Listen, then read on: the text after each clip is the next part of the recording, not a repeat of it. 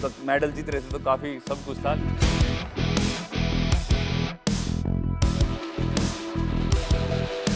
जीता भले ही मैं हूँ वहाँ पे, लेकिन एक जो खुशी थी देश में, पॉजिटिव एनर्जी देती है हमेशा। अपनी कंट्री से जितना ज़्यादा हो सके उतना ज़्यादा प्यार करना।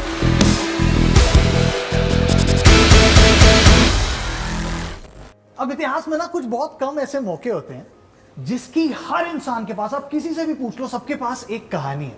130 करोड़ से ज्यादा भारतीयों को तो एटलीस्ट वैसी एक कहानी देने वाले इंडिया के गोल्डन बॉय नीरज चोपड़ा आज हमारे साथ हैं लेजेंड्स पर। बहुत बहुत स्वागत है आपका Neeraj, thank you so much for doing this. और हम सबके पास मैं जितने लोगों से मिला हूं, सबके पास उस थ्रो की, उस गोल्ड मेडल मोमेंट की एक कहानी है।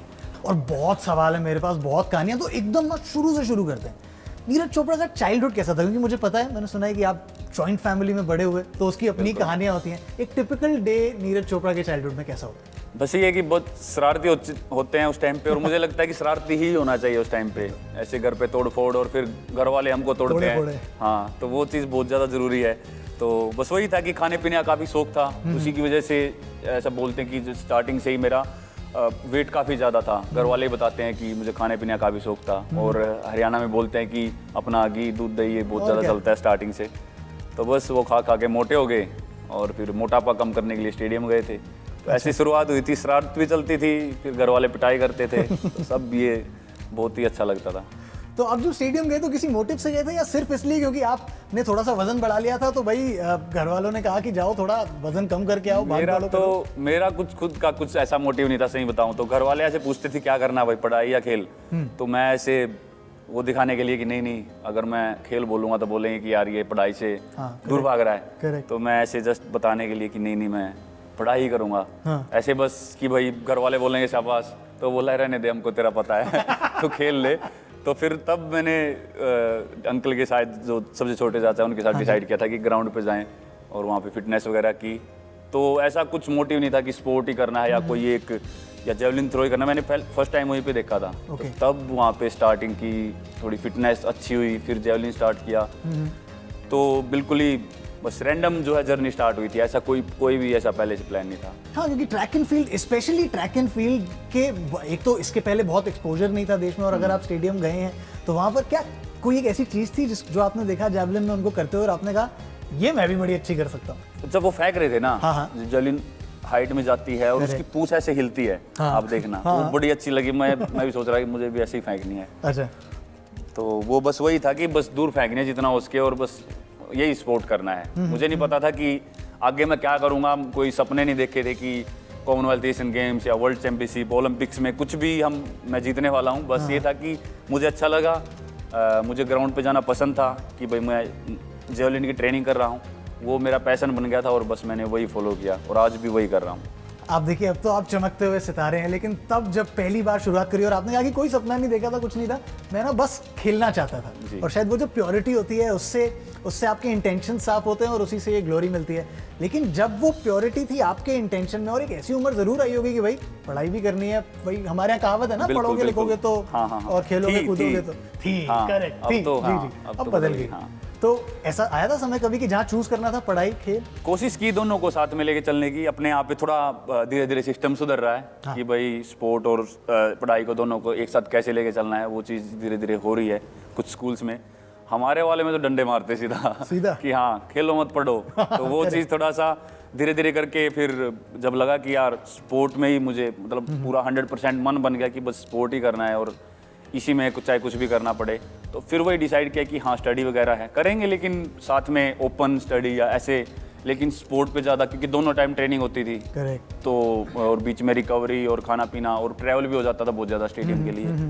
तो बस फिर वो पूरा स्पोर्ट पे फोकस कर दिया, पढ़ाई के लिए वक्त नहीं बचा। और सारे जितने भी माँ बाप देख रहे हैं, और ये बात आपने बहुत सही कही, आपने कहा कि अब बदल रही है, वो कहावत भी बदल रही है, समय बदल रहा है, and it's a big thanks to you.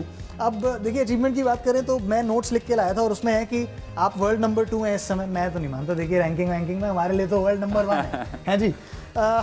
अगला क्या, व्हाट नेक्स्ट? बस अगला कोई भी कंपटीशन आता है तो बस वही उसी में एक कुछ नए एथलीट की तरह कोशिश करते हैं खेलने की, कि ऐसा कोई पिछला कोई प्रेशर लेके ना खेलें, बस उस दिन को उस मोमेंट को और उस कंपटीशन को एंजॉय करें, वही बस टारगेट रहता है। और बाकी तो हैं इस बार हमारे एशियन गेम्स है, तो ये चलते रहते हैं, और अगले साल तो फिर पेरिस ओलंपिक्स, तो फिर स्टेप बाय स्टेप हर चीज़ को हौले हौले धीरे धीरे। बिल्कुल ऐसा नहीं है कि भाई सीधा ओलंपिक का मैं अगले साल का टारगेट बता दूं, हर स्टेप जरूरी है।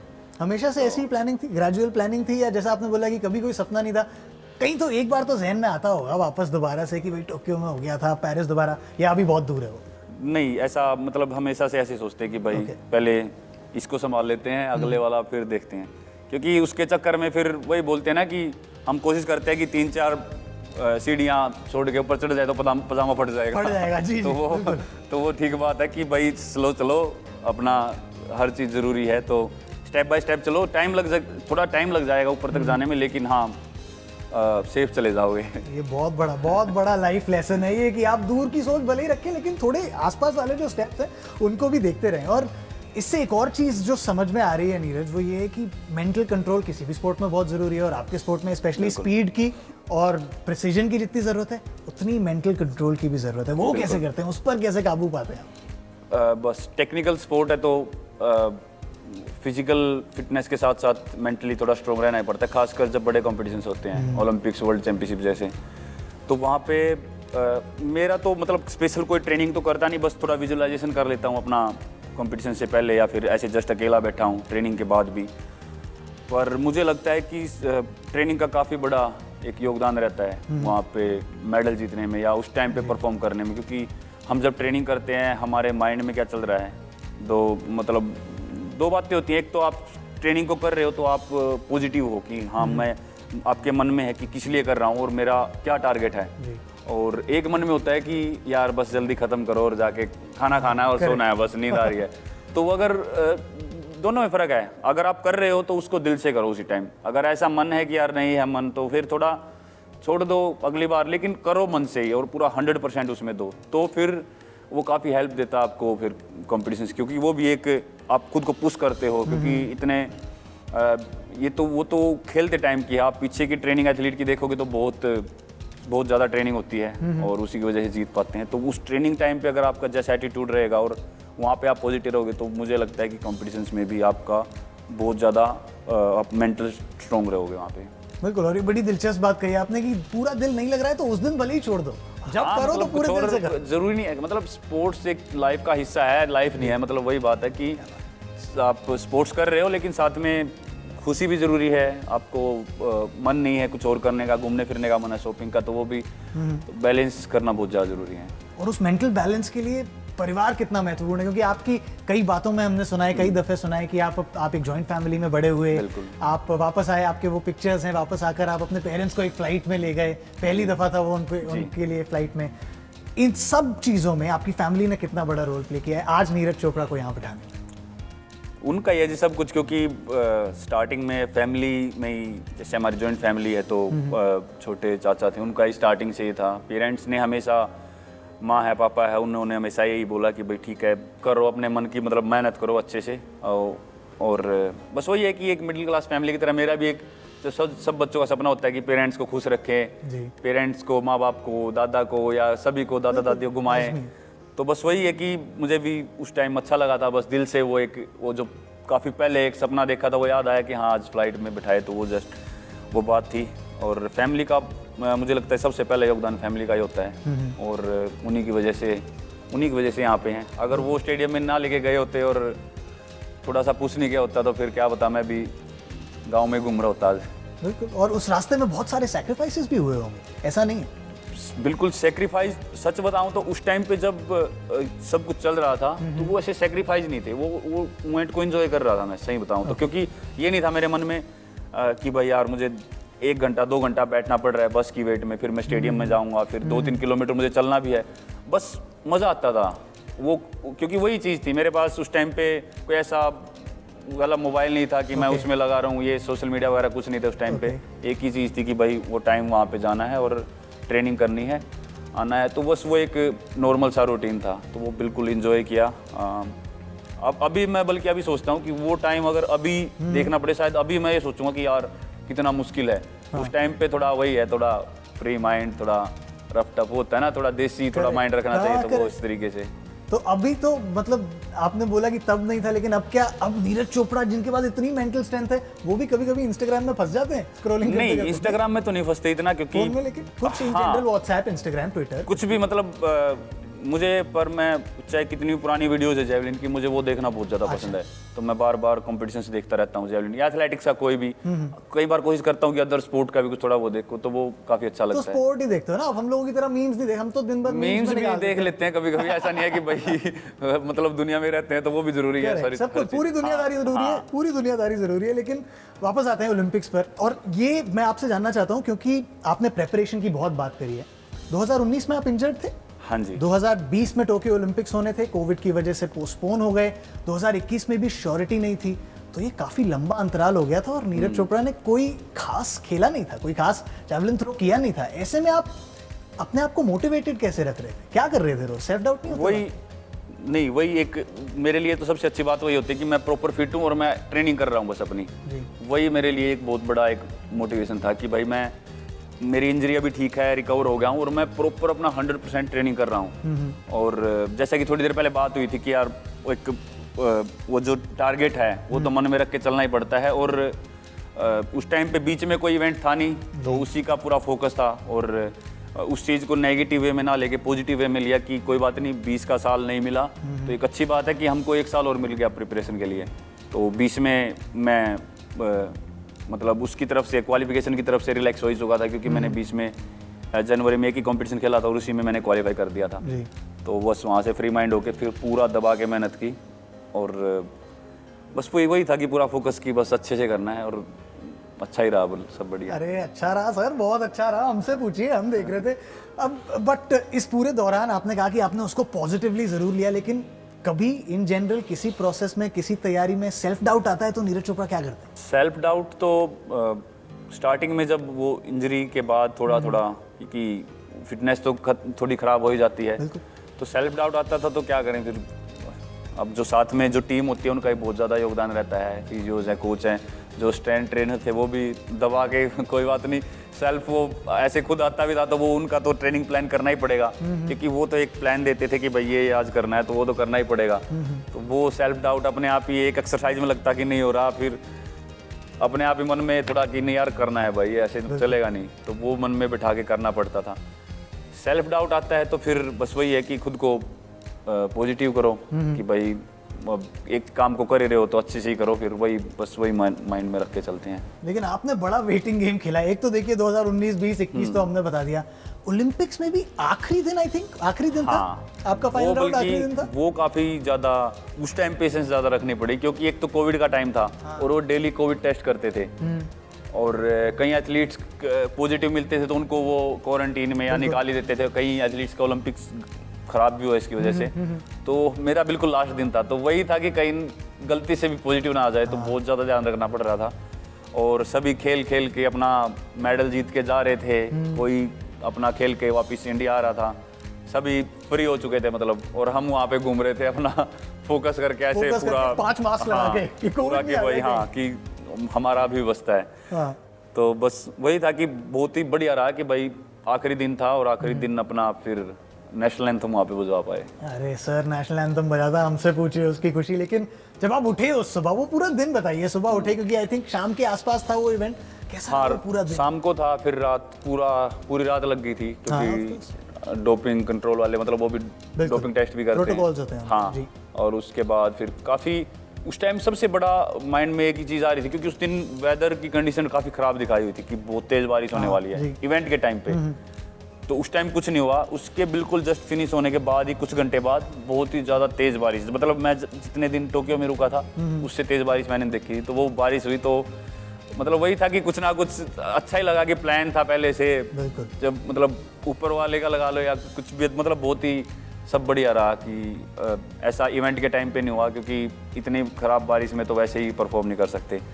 और पहली बात तो उस दिन सोया ही नहीं था, सही बताऊं तो, क्योंकि जूम मीटिंग्स और वो पहले से ही इंटरव्यूज पूरा लाइन में थे। पिछली रात सोए थे? पिछली रात तो सोना पड़ेगा, वरना तो फिर अपना भी नंबर पीछे होता है। सोए, मैं यही तो जानना चाह रहा हूँ। आपको आज इंटरव्यू करना था, पूरी रात नहीं सोया हूँ मैं कल। नहीं यार, ऐसे मत बोलो, झूठ मत बोलो। नहीं, उस दिन पहले दिन थोड़ा लेट सोए, लेकिन हाँ सोना तो पड़ता है अगर परफॉर्म करना है तो पहले दिन तो सो गया था, अगले दिन थोड़ा सा मुश्किल हुई क्योंकि फिर ये सारी वो करनी थी। कुछ घंटे सोया था बस, 1-2 घंटे, बिल्कुल 4 बजे आके, फिर 6-7 बजे फिर उठ गया था। तो उसके बाद तो फिर पूरा ये चला, इसीलिए तो बीमार हुआ था मैं। करेक्ट, बहुत एग्जर्शन हो गया था।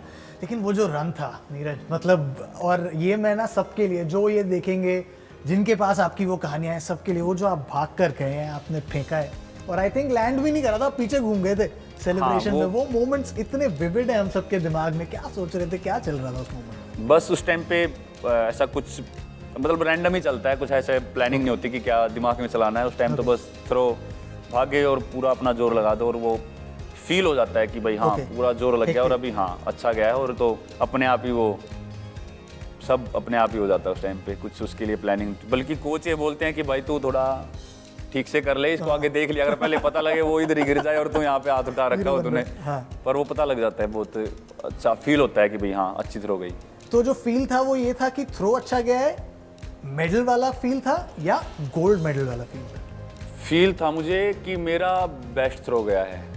मेडल का तो मतलब गोल्ड मेडल का तो सच बताऊं तो हमको जब तक लास्ट थ्रो ना हो जाए सभी की, तो तब तक थोड़ा सा खुद को नीचे रखो, क्योंकि वो बोलते हैं ना कि अर्ली सेलिब्रेशन भी बहुत ज़्यादा नुकसान कर देती है कई बार। क्योंकि हम अगर कंपटीशन के बीच में खुद को गोल्ड मेडलिस्ट मान लें और वहाँ पे और भी तगड़े तगड़े एथलीट थे, तो फिर वो कहीं ना कहीं नुकसान हो सकता है। अगर किसी ने हमसे आगे फेंक दिया तो बहुत मुश्किल है फिर हमको कम बैक करना। बिल्कुल।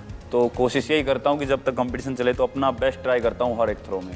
बट जैसे ही आप पीछे घूमे और आपने वो हैंड्स ऊपर करे, और मुझे इसलिए याद है क्योंकि एक टेस्ट मैच चल रहा था और मैं भी ज़हीर खान के साथ बैठा था और हमें थ्रो कर रहे थे, और मैं आपको सच में बता रहा हूँ, जैसे हम कैमरा को देखकर बात कर रहे हैं, जैसे ही उनकी बारी आती थी बोलने की मैं टीवी देखता था, जैसे ही मेरी बारी आती थी बोलने की वो टीवी देखते थे। कोई नहीं कर रहा था शो, कोई क्रिकेट नहीं देख रहा था उस दिन, सारे लोग आपको देख रहे थे। और ऐसी कहानियां आई एम श्योर सबके पास होंगी। लेकिन मेडल आ गया, गले में आ गया, नीचे उतरे, पहला फोन किसको करा? पहला फोन मेरे फोन से तो घर पे ही किया था, फैमिली से ही। लेकिन उसी टाइम जो वहाँ पे कोचेस थे उनसे नरेंद्र मोदी जी से बात हुई थी उस टाइम पे। क्या बात है। तो अच्छा लगा वो भी, क्योंकि उन्होंने सभी से बात की, पहले भी की थी और बाद में भी। तो एक बहुत ही बढ़िया बात है कि खिलाड़ियों को इतना रिस्पेक्ट मिल रही थी। तो वापस कमरे पर आते ही जब आपने विलेज में आकर अपना फ़ोन ऑन करा होगा, थोड़ी देर तो चल ही नहीं पाया होगा, फ़ोन हैंग हो गया होगा। हाँ, मतलब उस टाइम पे ये काफ़ी लोगों ने देखा था ओलंपिक्स, तो ये फ्लोर काफ़ी बढ़ गए थे। तो हाँ बिल्कुल, जी जी सही लगा। बट मैसेजेस भी मतलब बाहर आ गया होगा मैसेजेस का। हाँ, मतलब इंस्टाग्राम वगैरह पे उन पे तो देख ही नहीं पाए कि काफ़ी ज़्यादा मैसेजेस थे। और वो आपके गले में वहाँ मेडल था, आपको अभी इंडिया आना था वापस, हम सब अपना अपना गोल्ड मेडल पहन के घूम रहे थे।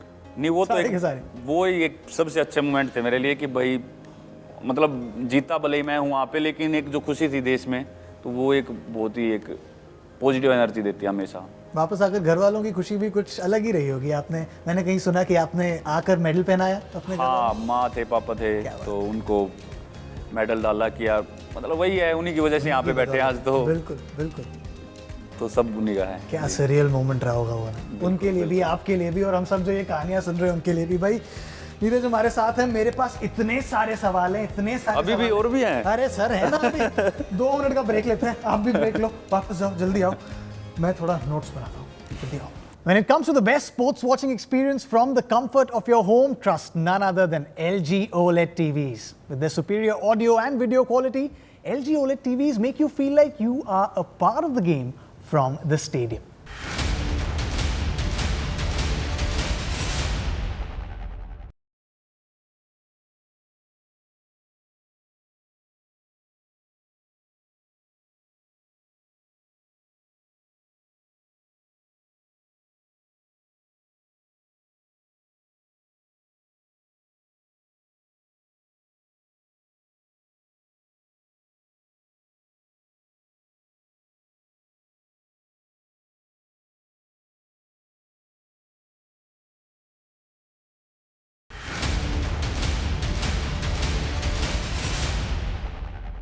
Welcome back to legends with the legend Neeraj Chopra. Neeraj, एक सवाल जो हर फैन के जहन में होगी, इतने सारे हैं आपको लेकर, बट एक और सवाल जो है वो ये है कि 90 मीटर बैरियर, आपने ना उम्मीदें बढ़ा दी हैं, आपने हम लोगों का दिमाग खराब कर दिया है।